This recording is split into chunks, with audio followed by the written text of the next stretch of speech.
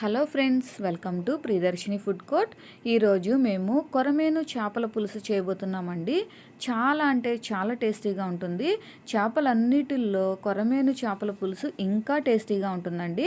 చాలా తక్కువ ఇంగ్రీడియంట్స్తో అప్పటికప్పుడు ఈజీగా ప్రిపేర్ చేసుకోవచ్చు.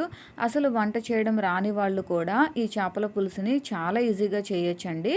పాతకాలంలో ఎటువంటి మసాలాలు వేయకుండా ఎలా అయితే టేస్టీగా చేస్తారో అదే ప్రాసెస్లో ఇప్పుడు మేము చేయబోతున్నాము.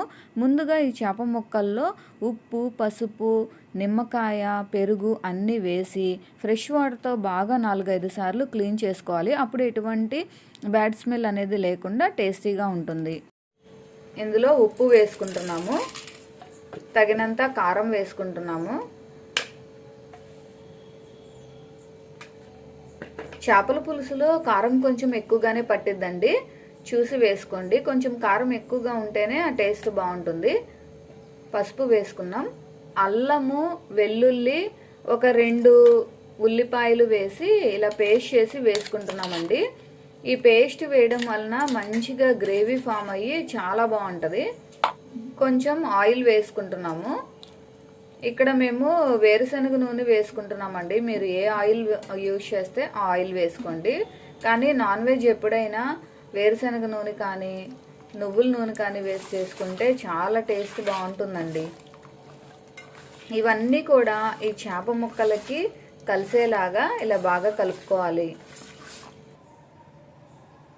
ఇలా మొత్తం మ్యారినేట్ చేసుకున్న తర్వాత 100 గ్రాములు చింతపండు తీసి ఇలాగా రసం తీసి వేసుకుంటున్నామండి. 1.5 కేజీ వరకు చేపలు తీసుకున్నాము కాబట్టి 100 గ్రాములు చింతపండు అయితే మాకు కరెక్ట్గా సరిపోద్ది మేము తినే పులుపుకి. మీరు తినే పులుపుని బట్టి కొంచెం అడ్జస్ట్ చేసి వేసుకోండి. ఇలా ఒకసారి బాగా కలుపుకున్నామండి. పాతకాలంలో ఇలాగే చేసేవాళ్ళండి. ఇప్పుడు మసాలాలు అన్నీ వేస్తున్నారు కానీ ఆ మసాలాలు ఏమీ లేకుండా తక్కువ వాటితోటి ఇట్లా మనం చేసుకుంటే ఆ చేపల పులుసు సూపర్ టేస్టీగా ఉంటుంది. నెక్స్ట్ ప్రాసెస్ చూద్దాం. స్టవ్ ఆన్ చేసుకొని ఇదంతా కూడా మనం స్టవ్ మీద పెట్టి మూత పెట్టి ఉడికించుకుందాం.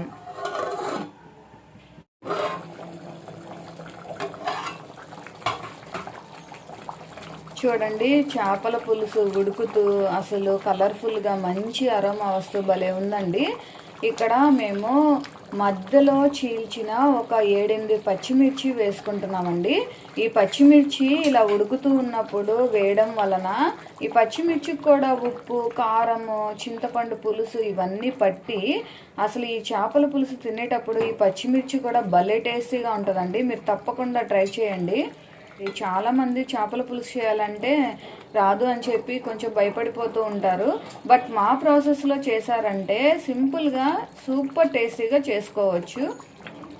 కొంచెం సేపు ఉడికించుకుందాం.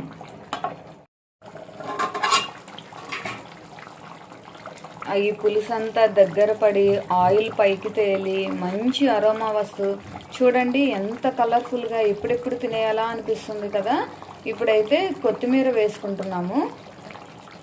అసలు ఎంత టేస్టీగా ఉందంటే అండి, వేడి వేడి రైస్లో కొంచెం ఈ చేపల పులుసు వేసుకొని తిన్నారంటే సూపర్ టేస్టీగా ఉంటుంది. వేడి వేడిగా తిన్నా బాగుంటుంది, లేదంటే ఒక 7-8 అవర్స్ తర్వాత తిన్నా కూడా దీని టేస్ట్ ఇంకా డబల్ అవుతుందండి, అంత బాగుంటుంది. చేపల పులుసు ఎప్పుడు చేసినా కూడా ఇలా వెడల్పుగా ఉండే మందంగా ఉండే గిన్నెల్లోనే చేసుకోవాలండి. అలా చేయడం వలన అడుగంటకుండా ఉంటుంది. ఇంకా మనం చేపల పులుసు కలుపుకోవడానికి కూడా చాలా ఈజీగా ఉంటుంది. దీన్ని గరిటతో తిప్పకూడదండి, అలా తిప్పితే ఈ చేప ముక్కలు చితికిపోతాయి. కాబట్టి ఇలా వెడల్పుగా ఉన్న గిన్నెల్లో చేసుకుంటే ఈ చేపల పులుసుని కలుపుకోవడం కూడా ఈజీగా ఉంటుంది. ఈ కన్సిస్టెన్సీలో మనం స్టవ్ ఆఫ్ చేసుకుంటే వేడికి ఇంకా ఈ పులుసు దగ్గర పడుతుంది. ఇప్పుడైతే స్టవ్ ఆఫ్ చేసుకుందాము. చూసారు కదండి, వేడి వేడిగా కొరమేను చేపల పులుసు తక్కువ ఇంగ్రీడియంట్స్తో టేస్టీగా రెడీ అయింది. చాలా సింపుల్గా చేసుకోవచ్చండి. అసలు నాన్ వెజ్ రెసిపీస్ చేయడం రాని వాళ్ళు కూడా చాలా సింపుల్గా తక్కువ టైంలో ప్రిపేర్ చేసుకోవచ్చు. మీరు ఎప్పుడు చేసినా కూడా చేపల పులుసు చాలా టేస్టీగా ఉంటుంది. మీరందరూ తప్పకుండా మా ప్రాసెస్లో ఒకసారి ట్రై చేయండి. ట్రై చేసి మీకు టేస్ట్ ఎలా వచ్చిందో మాకు కామెంట్ చేయండి. ఈ రెసిపీ మీకు నచ్చినట్లయితే ఈ వీడియోని లైక్ చేయండి, షేర్ చేయండి. మా ఛానల్ని తప్పకుండా సబ్స్క్రైబ్ చేయండి.